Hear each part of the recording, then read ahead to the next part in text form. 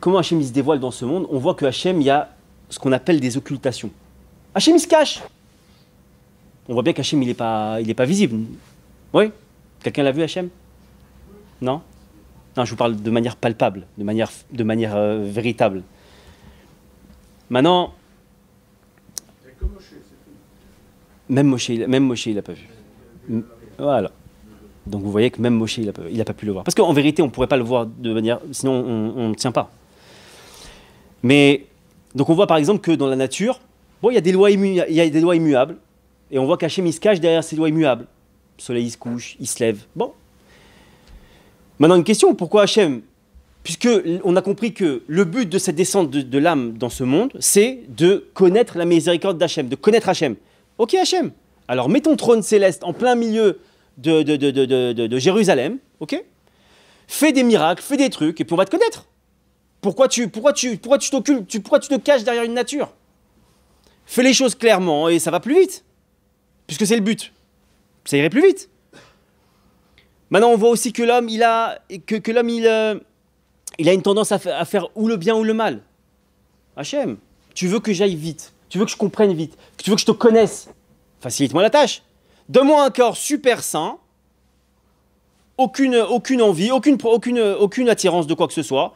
Je vais directement dans ton sens, je comprends comment tu fonctionnes et je rentre. Simple. Pourquoi? On voit aussi qu'il y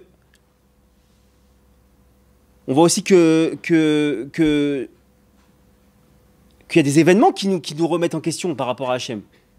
Des maladies, Chas v'Shalom, il y a plein d'événements dans nos vies, des décès, des pertes, des machins, des trucs, des problèmes d'argent, des problèmes de couple, des problèmes d'enfants, de ce que vous voulez.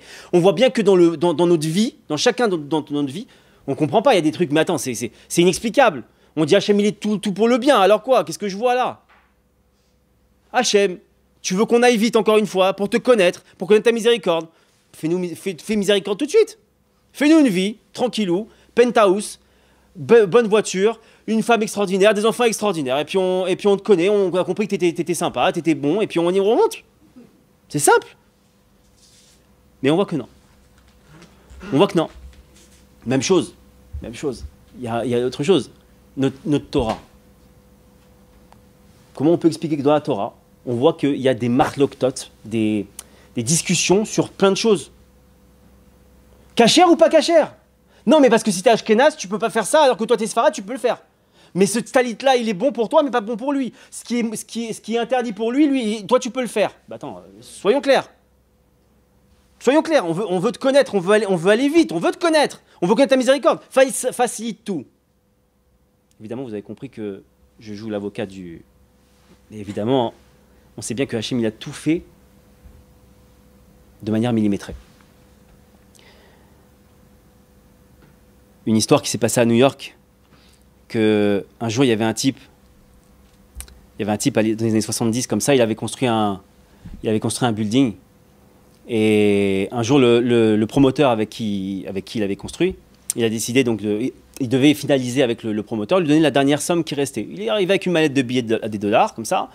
Ils se sont donné rendez-vous au 15e étage de la tour de New York, comme ça. La structure, elle était faite intérieurement, c'est-à-dire qu'il y avait les murs, si vous voulez, mais tout autour, il n'y avait pas les murs extérieurs. Donc il y avait, vous imaginez à New York, ceux qui sont partis, il y a un courant d'air extraordinaire, et plus vous montez, évidemment, et plus il y a des courants d'air, et plus il fait...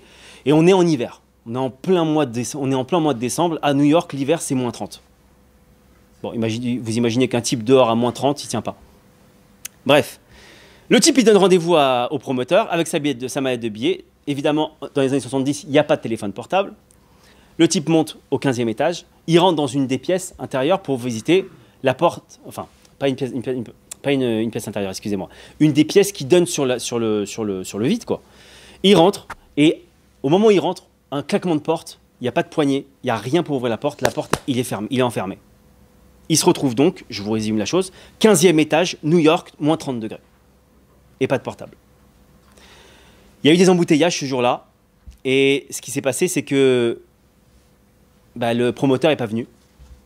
Et notre monsieur, là, il est en train de regarder sa montre, et puis il voit que le temps tourne, la nuit tombe, et il est au 15e étage, et il ne sait pas quoi faire. Alors qu'est-ce qu'il décide de faire? Il commence à regarder autour de lui, il voit que tout est enfermé. Il décide d'ouvrir sa mallette. de billets. Et il se dit, bon, je vais jeter des billets par-dessus le... Et on va voir que les gens, ils vont voir des billets, ils vont se poser la question d'où ça vient, ils vont regarder en l'air et ils vont me voir, après moi je vais crier, ils vont venir me sauver. Ah, ils commencent à envoyer une poignée de billets. Une plus grosse poignée de billets. Et ils se rendent compte d'une chose. Qu'est-ce qu'ils font les gens? Ils s'amassent sur les billets. Personne ne lève la tête. Et il continue à envoyer, il ne comprend pas. Il décide d'envoyer toute sa mallette comme ça, il la vide. Il y a des millions de dollars. Et tout le monde s'agglutine sur les billets. Personne ne lève la tête. Il commence à tourner, à regarder autour de lui, il est affolé, il est en sueur, il ne comprend pas. Et il voit un amas de pierres comme ça. Et puis qu'est-ce qu'il fait? Il commence à s'avancer vers les pierres comme ça. Et puis il se dit, bon, on verra bien. Il jette une grosse pierre comme ça.